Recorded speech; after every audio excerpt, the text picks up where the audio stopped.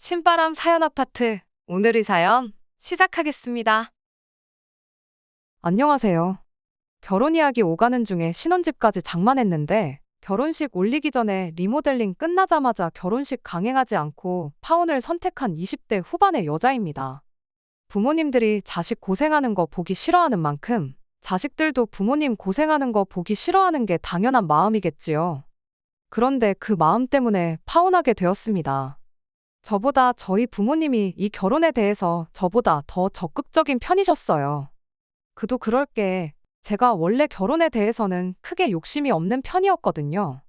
결혼하면 언젠가 내 경력도 포기해야 할 날이 올 수도 있다는 생각을 하니 그때부터 결혼 욕심이 싹 사라졌었어요. 아이들은 좋아하는 편이지만 그거야 조카들이나 먼저 결혼한 친구네 애들을 어쩌다 한 번씩 볼 때나 좋은 거지. 아무리 눈에 넣어도 아프지 않을 아이들이라지만 당장 그 아이들 때문에 경력을 포기해야 할 순간이 오게 되니 선뜻 결혼 생각이 나지 않더라고요.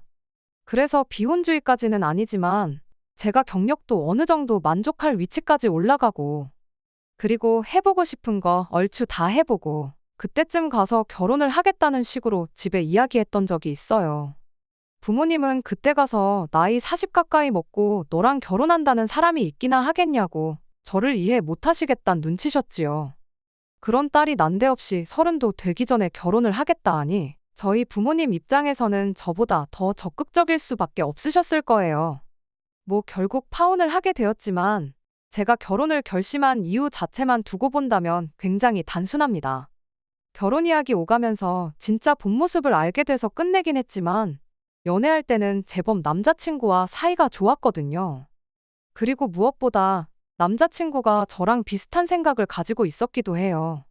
저는 결혼을 늦게 하자는 취지였지만 남자친구의 경우에는 살짝 달랐습니다. 남자친구는 아예 아이 없이 사는 딩크의 삶을 원했거든요. 남자친구 어머니, 그러니까 저한테는 예비시어머니였죠. 아무튼 예비시모가 미술 쪽 일을 전공하셨다고 해요. 결혼 전에는 그쪽 업계에서 실제로 일을 하고 있었다던데 결혼 후에 남자친구 태어나면서 경력을 포기하고 전업주부의 길을 선택하셨다고 해요. 그런데 예비시모는 그 경력을 포기한 게 문내 아쉬움이 남았었나 보더라고요. 당시 예비시모와 비슷한 스펙으로 회사 생활을 같이 하던 사람이 있는데 그 사람이 요즘 TV에도 간간히 나오는 소위 업계에서 잘 나가는 사람이 됐다고 하더라고요. 남자친구 어머니가 TV에 그 사람 나오는 장면만 보면 한숨을 그렇게 내쉬면서 안타까워 하셨다고 해요. 저 자리에 있는 게 저 사람이 아니고 당신일 수도 있었다면서 말이에요. 인생에 만약이라는 게 없다곤 하지만 남자친구 입장에서는 어머니가 자기 때문에 전업주부의 길을 택하게 되었고 꿈을 포기하게 된 게 아닌가 하는 생각을 은연중에 갖게 되었나 보더라고요. 그래서 자기 배우자는 아이 때문에 경력을 포기하지 않게 해야겠다는 생각이 들었고 그 생각이 점점 딩크로 사는 삶을 추구하게 되었다고 합니다. 말씀드린 대로 연애하면서 별 문제 없었고 이러나 저러나 제가 결혼에 관해서 가장 크게 걱정하는 문제라고 생각했던 것들이 너무 손쉽게 해결이 되니 결혼을 딱히 하지 말아야겠다는 생각이 조금 줄어들었어요. 그렇게 갑작스럽게 결혼을 결정하게 되었는데 저희 부모님이 정말 뛸 듯이 기뻐하셨어요. 아이 없이 살기로 했다는 말에는 조금 충격을 받으신 것 같긴 했지만 그거야 살다 보면 바뀔 수도 있다고 생각하신 것 같았고요. 아무튼 제 결혼에 쌍수를 들고 반기며 뭐 필요한 게 있으면 전부 다 해주겠노라고 하실 정도로 제 결혼에 적극적이셨지요. 그게 어느 정도였냐면 누가 부탁한 적도 없고 제가 물어본 적도 없는데 저희 살 신혼집을 해주신다고 하셨을 정도였거든요. 남자친구랑 제가 모아놓은 돈이 제가 7천, 남자친구 8천에서 1억 5천이었고 거의 반반 결혼이나 다름없는 상황이었습니다.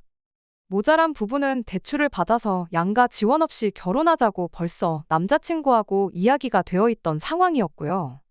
난데없이 집을 해주신다는 말이 솔직히 감사하기도 했고 좋은 점도 있었지만 무척 당황스러웠어요. 왜냐하면 그 말을 저 혼자만 있을 때 한 게 아니고 저랑 남자친구 두 사람 불러놓고 집을 해주시겠다고 말을 하셨거든요. 이쪽 지역이 서울은 아니다 보니 집값이 서울에 비해 많이 저렴한 편이긴 하지만 그래도 요즘 집이 한 푼 두 푼 하는 게 아니잖아요. 제가 부모님 상황을 뻔히 알고 있었는데 안 봐도 두 분 노후 자금에 손을 대신 거구나 싶었습니다. 그래서 남자친구한테 어차피 은행에 대출받기로 한 건데 차라리 우리 부모님께 돈을 빌리는 걸로 하고 매달 은행이자보다 싸게 해서 얼마씩 갚아드리면 안 되겠냐까지 물어봤지요. 남자친구는 주신다는데 그걸 받아야지 뭐하러 거절을 하느냐고 하더라고요. 솔직히 틀린 말이 없어서 제가 반박을 할 수 없었어요. 저희가 해달라고 한 것도 아니고 먼저 해주시겠다고까지 하신 거였으니까요. 남자친구는 저희 부모님이 그렇게 하기로 정한 거면 분명히 제가 모르는 다른 믿는 구석이 있으실 거 아니겠냐 하는 생각이더라고요. 그리고 만에 하나 정말 노후 자금을 가지고 해주시는 거라면 대출이자 생각해보면 그게 몇 년치 모이면 엄청 큰 목돈인 거 알지 않느냐고. 차라리 이자 없이 집 구하고 시작해서 알뜰살뜰 저축하고 그렇게 이자 안 내고 아낀 돈 잘 굴려서 나중에 저희 부모님이 진짜로 자식들한테 경제적인 원조가 필요하게 되면 그때 가서 우리가 생활비로 갚아드리면 되는 거 아니냐고 하더군요. 어차피 우리 딩크로 살면 애도 없을 텐데 맞벌이 생활 못해도 몇십 년은 할 텐데 돈 모으는 게 어려운 일이겠냐고. 일시불로 받아서 나중에 갚는다고 생각하면 되는 거라고 하는데 틀린 말이 딱히 없어서 제가 뭐라 따져 물을 수가 없었습니다. 그렇게 엉겁결에 신혼집을 지원받게 되었어요. 막상 저도 받기로 정하니 마음도 편하고 좋은 점만 생각해보니 기분은 좋았습니다. 이후로 저는 어머니와 같이 저랑 남자친구 직장에서 가까운 곳에 교통 괜찮고 투자 가치 있을 법한 아파트를 물색하기 시작했지요. 실제로 인터넷 말고도 실제로 찾아가 보기도 했는데 마땅히 마음에 드는 곳이 나타나지는 않았어요. 제가 어머니랑 같이 집을 알아보고 있었기 때문에 어머니가 집을 해주시는 돈이 얼마나 되는지는 대충 감을 잡고 있었어요. 3억 5천을 넘기지 않는 선에서 괜찮은 집을 구해주실 생각이셨던 것 같아요. 그런데 어느 날 남자친구가 이 집은 어떠냐며 저한테 핸드폰으로 뭘 하나 보내주더라고요. 자기도 신혼집 구한다니 인터넷으로 이 집 저 집 매물을 확인했던 것 같더라고요. 그런데 남자친구가 집이라고 보내준 게 현재 시세 7억 정도 하는 신축 아파트를 보내왔습니다. 저희 어머니 예산의 2배나 되는 집이었지요. 게다가 진짜 문제는 그 집이 신축이지만 투자 가치는 눈꼽만큼도 없는 그런 집이었다는 거예요. 남자친구가 손가락이 있으면 인터넷에 그 아파트 이름만 대충 쳐도 안 좋은 이야기가 화면 전부를 차지할 정도로 가득한 아파트였는데 그 집이 어떻냐고 보내오는 걸 보니 어이가 없었지요. 어디 유튜브에서 보고 저러는 건지 그 아파트 가격이 최고점일 때가 10억 가까이 됐다며 3억이나 싸게 사는 거라는 식으로 말을 하더라고요. 세일도 이런 세일이 없다며 신혼집은 그 집으로 가면 어떻냐고 자꾸 물어보는데 신도시 개발 열풍에 얻어걸려 지어진 하자투성이 아파트인 걸 떠나서 이미 집값이 부모님 돈에 저희 모아놓은 돈까지 합쳐도 턱없이 모자란 상황이라 그건 안 된다 했습니다. 이 집은 예산도 초과하고 좀 아닌 것 같다고 솔직하게 말했더니 남자친구 한다는 소리가 자기는 신축 아니면 살기 싫답니다. 그 말에 답답해서 제가 그러면 당신도 집에서 돈 좀 지원받아 오라고 어차피 반반 결혼하기로 했는데 똑같이 받아오면 그 집에서 신혼살림 차릴 수 있겠다고 이야기해줬죠. 그랬더니 우리 엄마는 집 해준다고 해준 적도 없고 아마 그 정도 돈도 없으실 거다 하면서 안 된다는 식으로 말을 하더라고요. 그러면 불만 갖지 말고 집 해준다는 사실만 해도 감사하다 생각하고 형편대로 살라고 한마디 하고 말았지요. 그때까지만 해도 남자친구가 특히 엄마 일에는 니네 엄마 다르고 우리 엄마 다르다 하는 그런 성격이라는 걸 전혀 눈치채지 못했습니다. 아무튼 그렇게 발품 팔다가 괜찮은 집을 구하게 되었어요. 급매물로 나온 덕분에 가격도 다른 집에 비해 엄청 괜찮기도 했고 애매하게 오래된 아파트라 주변에 재개발 호재도 있었지요. 출퇴근하기에 주변 대중교통도 잘 돼 있고 게다가 이 근처에 새로 지어진 신도시랑도 인접해 있어서 그건 그거대로 신도시에 새로 지어진 인프라들을 이용하기에도 아주 용이한 곳이었습니다. 신축 노래 부르던 남자친구도 막상 아파트 계약 다 끝내고 나서 잔금 치르고 열쇠 받아 집에 들어갔더니 기분 하나만큼은 좋아 보이더라고요. 그러다 문제가 생긴 게 하나 있으니 그게 명의 문제였어요. 제 명의로 집을 계약했다는 사실을 알고는 엄청 서운해하더라고요. 우리 부모님 돈으로 나한테 사준 집이나 마찬가지인데 당신이 아쉬울 게 뭐가 있느냐 했지요. 혼인신고도 일부러 몇 년 살아보고 하는 사람들이 대다수인데 진명이도 그렇게 생각해보면 다를 게 없지 않냐고 했습니다. 남자친구는 그래도 기분이라는 게 있는데 좀 서운하다는 식으로 나왔지만 결국 더 대꾸할 말이 없었는지 순순히 인정을 했어요. 대신 저도 이 집을 평생 제 명의로 두려는 생각은 아니었지요. 혼인신고 안 한 부부들이 평생 혼인신고 안 하는 게 아닌 것처럼 저도 제 명의로 두고 있다가 어느 정도 남자친구와 부부 사이로 몇 년 살아보고 확신이 생기거든 그때 공동명의로 바꿔도 되는 부분이라고 생각했거든요. 그리고 남자친구한테 공동명의 아닌 게 그렇게 문제가 된다면 이 신혼집에 들어가는 혼수부터 리모델링 비용도 전부 다 내가 모아놓은 돈으로 할 테니 당신이 모아놓은 돈은 고스란히 당신이 관리하고 있다가 나중에 만약에 이 집을 공동명의로 돌리게 된다면 그때 가서 재산을 합치는 걸로 하자고 제안을 했지요.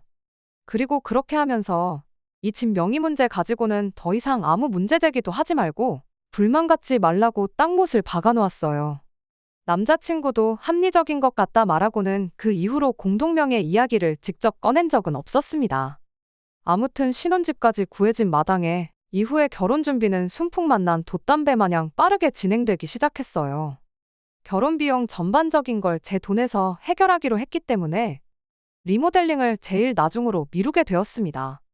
그렇게 결혼식 날짜까지 다 잡고 청첩장까지 다 돌렸고 결혼식을 2달 앞둔 시점에서 리모델링 공사를 시작하게 되었어요. 리모델링 또한 저랑 저희 어머니가 직접 여러 업체에 견적 내보고 발품 팔아가며 가장 괜찮아 보이는 곳에 의뢰를 하게 된 거였습니다. 남자친구는 뭐 하나 도와준 게 없었어요.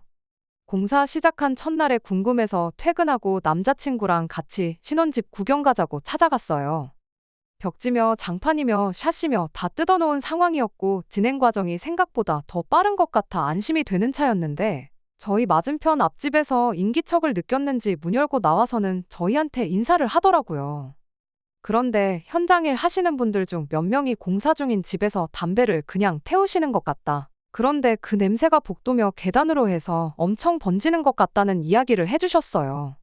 거기에 노래도 엄청 크게 틀어놓고 이래서 첫날인데도 아주 주변 이웃분들 불만이 이만저만이 아니었다는 이야기를 해주더라고요. 그분들이야 공사 끝나면 이 집에 어지간해선 2번 다시 올 일이 없겠지만 계속 살아야 하는 저희는 경우가 다르잖아요. 그래서 업체에다 전화해서 현장일 하시는 분들 고생 많으신 건 알지만 이웃분들 불만 없게 조치 좀 잘 좀 취해달라고 부탁했네요. 잘 해결된 줄 알았는데 그게 또 아니더라고요. 공사 시작하고는 철거 작업 위주다 보니 첫날 말고는 일부러 집에 들를 필요가 없었는데 3일 차인가 또 진행 상황이 궁금해서 다녀와 봤더니 이웃분이 또 어떻게 알고는 쫓아나와 오히려 노래소리도 더 커지고 흡연도 지정된 장소가 아니라 아무 데서나 한다는 이야기를 또 하시는 거예요. 이래선 안 되겠다 싶어서 현장 감독까진 아니지만 중간중간 직접 가서 확인하고 그러는 게 좋겠다는 생각이 들었습니다. 그런데 그거 확인하겠다고 제가 회사에 휴가를 내기도 그렇고 어떻게 하는 게 좋으려나 애매한 와중이었어요. 그걸 어머니께서 도와주시겠다고 하셨던 거고요. 뭐 공사하는 시간 내내 관리 감독 하신다고 그걸 지켜보고 계시는 게 아니고 중간중간 직접 집에 들르는 식으로 확인을 하겠다고 하시더라고요. 그러면서 현장일 하시는 분들한테 음료도 가져다 드리고 주전부리 할 것도 챙겨다 주시고 그랬어요. 그렇게 하다 보니 다음에 그 이웃분 말 들어보니 흡연 문제도 그렇고 소음 문제도 많이 해결됐다고 잘 해결해줘서 고맙다는 이야기까지 들었습니다. 그러다 마지막 일주일을 남기고 저희 어머니가 개인 사정으로 3일 정도 현장에 못 가는 상황이 되었어요. 그래서 남자친구한테 어머님 보고 3일 중 하루 이틀만이라도 대신 가달라 부탁드리면 안 되냐고 물어봤죠. 그런데 남자친구가 한다는 소리가 공사하느라 먼지투성이일 텐데 거기에 엄마를 어떻게 보내냐고 여태 아무 일 없었는데 3일 안 간다고 무슨 일 생기는 거 아니라며 싫다고 거절을 하더라고요. 마지막 일주일이라 벽지며 먼지 날 만한 건 거의 다 끝난 상황인데 먼지 탓을 하는 것도 어이가 없었고 진짜 먼지 풀풀 날리는 공사 현장인 시기에는 저희 어머니가 매일같이 다니셨는데 그때는 저희 어머니 고생하신다는 둥 말 한마디 없었으면서 저렇게 나오니 엄청 서운했습니다. 저희 어머니한테 제가 휴가를 내서라도 하루 정도 다녀오겠다 했는데 남자친구랑 같은 말을 하셨어요. 그간 해놓은 게 있어서 3일 안 간다고 뭐 달라질 것도 아니고 말 맞다나 큼직큼직한 건 다 끝났는데 문제 생길 거 없으니 걱정 말라고 하시면서 말이죠. 아무튼 그렇게 리모델링 공사가 완전히 다 끝이 나고 말았습니다. 같이 살 집이니 남자친구랑 공사 끝나자마자 찾아갔지요. 샤시부터 해서 정말 전부 다 뜯어 고친 거나 마찬가지다 보니 신축 타령하던 남자친구도 집 좋다고 하면서 엄치를 치켜들고 그랬어요. 그때까지만 해도 분위기 좋았고 중간에 사소한 거 몇 번 있기는 했지만 파혼까지 하게 될 거라고는 생각도 못 했습니다. 리모델링 끝나고 이제 신혼살림 들어가면 되겠다고 생각했는데 잊어먹은 게 있었으니 입주 청소였습니다. 결혼식까지 한 달 정도 시간이 남아있기는 했는데 그래도 몇몇 가구나 인기 많은 모델은 품절 될 경우에 추가적으로 기다려야 하는 상황이 올 수도 있다고 해서 입주 청소를 서둘러 알아보게 되었습니다. 그래서 부랴부랴 남자친구랑 집 구경하고 데이트하러 나왔다가 근처 카페로 가서 입주 청소부터 알아보기 시작했네요. 남자친구는 같이 살 집인데도 별로 관심도 없어 보였고 저 혼자만 죽어라고 인터넷 검색해가며 알아보고 있었어요. 그런데 제 핸드폰을 쓱 보더니 남자친구가 기겁을 하면서 무슨 청소 꼴랑 하루 해주고 평당 10,000원씩을 받을 수가 있냐며 돈이 비싸다고 기겁을 하더라고요. 34평 아파트라 30만 원 정도 견적이 나왔는데 청소 한번 해주고 30만 원을 받는다고 하면서 자기도 회사 다니지 말고 청소나 열심히 할 걸 그랬다면서 빈정대고 있더라고요. 그러더니 아무리 생각해도 청소 한번 하는데 30만 원이나 내는 게 이해가 가지 않는다고 하면서 그냥 장모님한테 한 10만 원 쥐어주고 대신 청소해달라 그러면 어떠냐고 그 편이 더 싸게 먹히지 않느냐고 하는 거예요. 처음에는 이 인간이 농담을 왜 이렇게 비호감으로 하지 싶어서 한번 노려보고 말았는데 거기서 끝났으면 그래도 그냥 넘어갔을 수도 있던 걸. 남자친구가 혼자 뭐가 그렇게 재밌는지 2절에 3절까지 하기 시작한 거예요. 장모님 용돈도 드릴 겸 청소시키면 딱이지 않냐고. 괜히 청소 한번 시키고 모르는 사람들 큰돈 벌어 고기 사 먹게 하지 말고 안 그래도 자기 어머니가 요즘 한우가 땡긴다고 하는데 청소비 아껴서 그 돈으로 고기나 먹으러 가자. 이딴 소리를 하더라고요. 그때 제 머릿속에 뚝 하는 소리가 들렸어요. 지금 꼴랑 10만 원 주고 그 힘든 입주 청소를 우리 엄마한테 시키고 그렇게 아낀 돈 가지고 지네 엄마 한우 사주자는 소리잖아요. 열받은 제가 남자친구한테 정 그렇게 돈이 아까우면 내가 너 30만 원 줄 테니까 10만 원으로 너네 엄마한테 입주 청소 시키고 남은 돈으로 한우 사 먹고 오라고 했지요. 그랬더니 남자친구는 지가 한 건 생각도 안 하고 저한테 지금 시어머니를 두고 니네 엄마라고 했냐고 그것도 모자라 시어머니를 청소부 취급을 한 거냐고 하면서 저보고 제정신으로 하는 소리냐고 개거품을 무는 거예요. 사과해도 모자랄 판에 성질을 내는 남자친구한테 뭐 약이라도 잘못 먹고 나온 거냐고 했어요. 방금 전까지 장모한테 10만 원 주고 청소시키자고 한 게 누군데 그딴 소리를 하고 있냐고 따졌지요. 그랬더니 남자친구가 장모랑 우리 엄마랑 상황이 같냐고 하는 겁니다. 그래서 다를 건 뭐냐고 사위는 장모한테 입주 청소 푼돈 주고 시켜도 되고 며느리는 시어머니한테 부탁도 못하는 거냐고 따졌더니 그때 가선 자기도 할 말이 없는지 입만 꾹 닫고 있더군요. 그러다 한참 생각을 하고 한다는 소리가 자기 어머니 왕년에 예술하셨던 거 기억 안 나냐고. 몸이 약해서 집에서 대청소 조금만 하면 허리가 아파 하루 종일 누워 계시는데 그 힘든 입주 청소를 어떻게 시키겠냐고 그래서 그렇게 예민하게 나온 거라고 말을 하더라고요. 어차피 장모님이 그동안 우리 집 공사할 때부터 쭉 도와주시지 않았냐. 우리 엄마는 체력적으로 그렇게 할 상황이 못 된다 하면서 그래서 장모님한테 청소해달라고 부탁드리려는 거다 이렇게 말을 덧붙이는데 말을 하면 할수록 남자친구가 평소에 어떤 생각을 하고 사는지 보이더라고요. 우리 엄마 고생시키는 건 싫지만 장모는 고생 좀 해도 된다. 이 말이나 마찬가지잖아요? 대청소하고 허리 안 아픈 사람이 어디 있겠어요. 예술하던 예비시모는 몸이 뭐 휴지 조각으로 만들어져 있고 평생 일해온 우리 어머니는 몸이 뭐 강철로 만들어져 있답니까? 어이가 없어서 더 이야기할 것도 없겠다 싶었어요. 애초에 생각해보니 신혼집 구할 때 7억짜리 신축 아파트 이야기 꺼내며 우리 엄마는 돈 없다고 할 때부터 먼지투성이 현장에 울 엄마가 가서 뭘 하겠냐 할 때부터 알아봤었어야 했어요. 그러니까 진작부터 남자친구 머릿속에는 시어머니는 대접받아야 하는 고귀한 존재고 장모는 딸 생각에 굳은 일 대신 해줘도 되는 그런 존재로 생각하고 있었다는 소리잖아요. 괜히 길게 끌어봐야 뭐 좋을 게 있냐 싶어서 그냥 결혼 엎어버리자고 했습니다. 남자친구가 그게 무슨 소리냐고 청첩장도 돌리고 신혼집까지 다 끝낸 마당에 이제 와서 무슨 파혼을 논하냐며 몰라서 그런 건데 한 번만 봐달라고 싹싹 빌기 시작하더라고요. 애초에 이건 몰라서 그랬다고 넘어가기도 힘든 문제라는 생각이 들었고 무엇보다 저희 집에서 집까지 해오는 마당인데 사실상 땡전 한 푼 가져오지 않는 거나 마찬가지인 남편이 저희 어머니를 식모 취급한 거나 마찬가지잖아요. 꾸역꾸역 이 결혼해봐야 무슨 일이 펼쳐질지는 안 봐도 비디오 같더라고요. 괜히 고쳐 쓴다고 결혼했다가 남편이 된 남자친구가 여전히 장모님을 장모님이 아니라 식모님 취급을 한다 그러면 저만 독박 쓰는 거나 마찬가지인데 괜히 나중 가서 재산 분할이니 어쩌니 해서 맨몸뚱이로 온 남자친구한테 뭐라도 나눠주겠다 생각하니 답도 안 나왔네요. 그래서 깔끔하게 파혼해버렸습니다. 결혼식 비용 다 제 돈으로 했고 몇 개는 취소하면서 위약금까지 발생해서 따지고 보면 몇백만 원 정도 손해보긴 했지요. 그런데 뭐 그게 손해겠어요? 그 돈 주고 시월드 문턱에서 유턴했다고 생각하면 큰 돈도 아니니까요.